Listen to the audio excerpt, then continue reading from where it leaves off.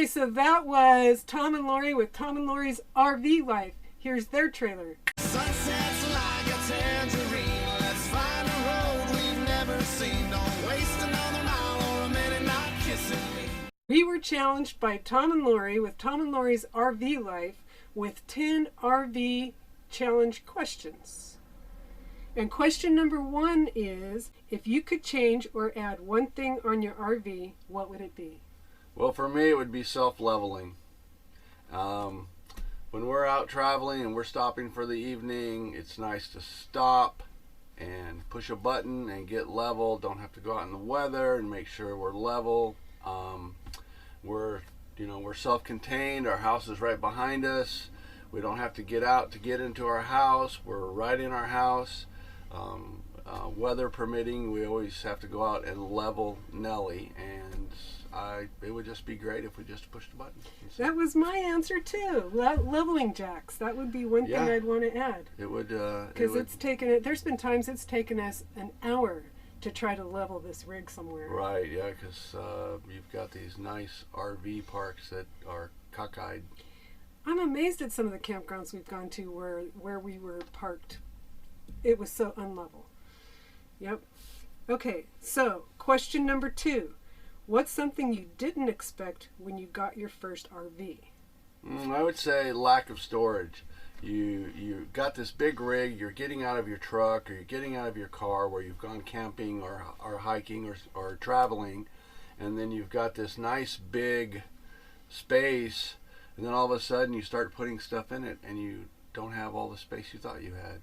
And things are hanging off of hooks, things are stacked on the bed, because oops. And we've even had to create some storage. Right, and sometimes it's just the fact that the storage is above the bed, so you got to climb on the bed to get to it in the first place. So if at it's least something, in our rig, something you're going to use on a regular basis, you don't want to store in that storage, so you want to store it where it's accessible, and next thing you know, all your storage for accessibility items is stuffed.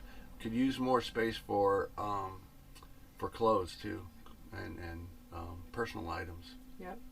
So my answer was, or is, I thought we'd get better gas mileage. We're only a 24-foot Class C, so I thought we'd get better gas mileage. We only get 9 miles to the gallon. Yeah, but if we were getting 16, we'd still be bitching that we only got 16. So. It is what it is. Yeah. We get the most value for the mile. All right. Question number 3 is, what was the deciding factor to buy your first RV? For me, it would be cost versus the overall value of the particular rig you're buying. Because Nellie is not our first RV. We had a Class B, and thank you, Malcolm. When I bought it from Malcolm, the value that he wanted for his RV versus the overall value of the rig was great. It was a very nice Dodge Class B, and it did us well for most of the time we had it. I think the deciding factor was Brian doesn't like camping. He likes room service, and I like tenting. So the only way that we could compromise in our travels was to get an RV. Good compromise. Excellent compromise, because I've really enjoyed this rig. Heck yeah. Okay, number 4. What's your favorite meal to cook at camp? Anything with bacon. Bacon! So, am I getting bacon later? Sure. You want bacon now? I'll give you bacon now. Okay. Well, if he's cooking and he's cooking bacon, I'm good with that. But if I'm cooking, I think tacos would be my favorite. One of the best meals we've had in our adventures is Lucy making grilled cheese sandwiches with bacon. It was awesome. Thank you. Okay, question number 5. What's your must-see RV destination?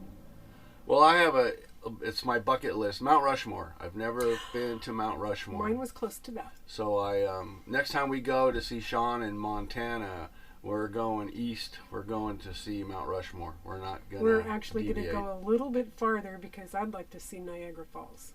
Niagara Falls, that is a little bit farther. But it is east of there. Yeah. We'll be actually on this next trip. We'll actually be closer to Niagara Falls than when we're at Mount Rushmore. Really? Yeah, we'll be maybe 5 hours away. Oh wow. Yeah. Well, I'm thinking next year we do the Dakotas and that. Yeah, Deadwood. I've watched a number of videos from Black RV Hills, channels this yeah. year that have gone to yep. Yeah, the Black Hills. Yeah. Yep.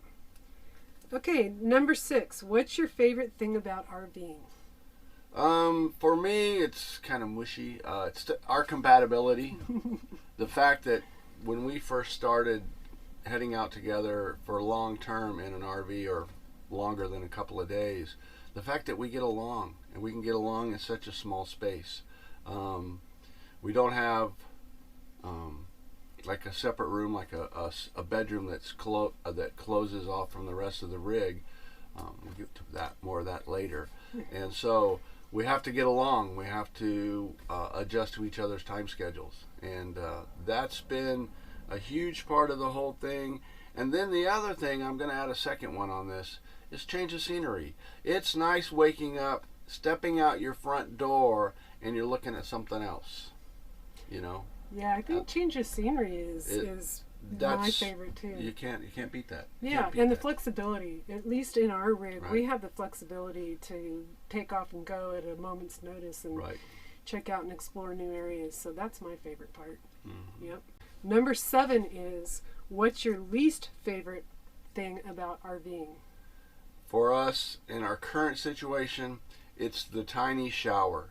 You're in a stand-up coffin, and I'm so tall that my head sticks out through the sunroof. So if it was clear, I could see the neighborhood. But it's not clear.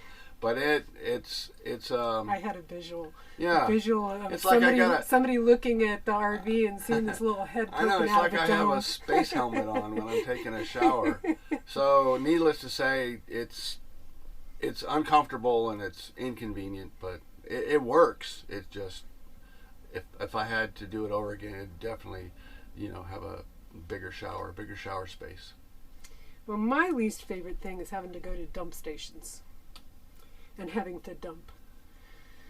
So I know you do the dumping most of the time, but I have dumped as well, and it's just my least favorite thing. But it's not a bad thing. It's not like, oh God, I gotta go Nelson's out there and RV do that, in St. George. Oh, that was an awesome That was find. a great dump station. Yeah. An RV repair and sales business that provides free dumps. In St. George, Utah. Provides free dump. And it was, bang, bang, bang, in and out. It was clean. It was easy. Yep. Yeah, once you get it down to a science and your timing's right, it goes smooth. It's the things where the outlet goes into the dump and it's higher, or it's not level, or it doesn't sit right, and you have like over spillage and stuff like that, or the non-potable water to clean up afterwards doesn't work, or the pressure's too high, or we're waiting in line 10 deep. Right, yeah. That's happened to us before. And the rig ahead of us, in Quartzsite. And the rig ahead of us is washing windows and his wife was taking a shower while they were waiting in line. repacking the basements. Yeah. They could have just got one and done and got out of there, but anyway, life on the road. Okay, number 8. What's a must-have on your next RV? As much as I like this smaller RV, having a separate room like the bedroom that has a door, so I sleep odd hours, get up and can make coffee and get online or check the latest news and weather, and Lucy can sleep in without being bothered, or vice versa. And having that little extra space would make the compatibility even better. Yeah, for me, I think it would be leveling jacks. I'm going to go with the leveling jacks again. I would really like to have some leveling jacks. But they're pretty heavy, right? So I don't- adding yeah. something like that to this rig would be adding quite a bit of weight. Yeah, it would add weight, but I think in the overall it probably, wouldn't affect us. It's just the initial cost getting into that for something like this, Yeah. Okay, number 9. What's your favorite adult beverage at camp if you like adult beverages? Well, my adult beverage is coffee. That's the first one. I know it's non-alcoholic, but I do like having my coffee at whenever I want, anytime during the day. And being in a nice RV, it's afforded us to be able to heat water whenever we want. The second one, if I went alcoholic right now, it's hot cocoa with Bailey's Irish Cream. Santa. It is a... I'm calling it Santa because he gets kept in a what do you call If it? you've never tried it, it's really good. It makes hot cocoa. It takes it to that next creamier, smoother level, and it has alcohol. Yeah, so whenever we say, you want some Santa? We know exactly what we're talking about. Yeah, hell yeah. Santa with some bacon, maybe. Santa with bacon? Probably not. That's probably one thing I wouldn't put bacon in. Okay, number 10. What's your favorite indoor RV accessory? For me, it's electricity. What separates us from tent campers and even pool trailers, because we're self-contained. We can pull over, we can make coffee, we have lights when it's dark, we have all the nice amenities that electricity provides, and this rig is set up very well for extended electrical use. We've set it up really good. The other item that I would put on the same level is indoor plumbing. The idea that we don't have to pull over to find a place to go. Are those things actually accessories? Sure. Electricity is the accessory that makes all the other accessories run. It's the Mac Daddy of accessories. The Mac Daddy. Yeah. And indoor plumbing is the other Mac Daddy, because I'll tell you what, having water available right here, right now, having a bathroom available right here, right now, man, it makes this a dream trip. Don't have to pull over, don't have to look for a bathroom. I already know where it's at. It's right there. And we already know who uses it, so we don't have to worry about other people's germs. Right. we don't have to. Yeah, okay, I'll agree. If you're going to go with that kind of accessory, I'd have to say indoor plumbing as well. Well, you could pick one. No, because I think indoor plumbing would be good. Yeah, I mean, it's electricity. Fire, cooking.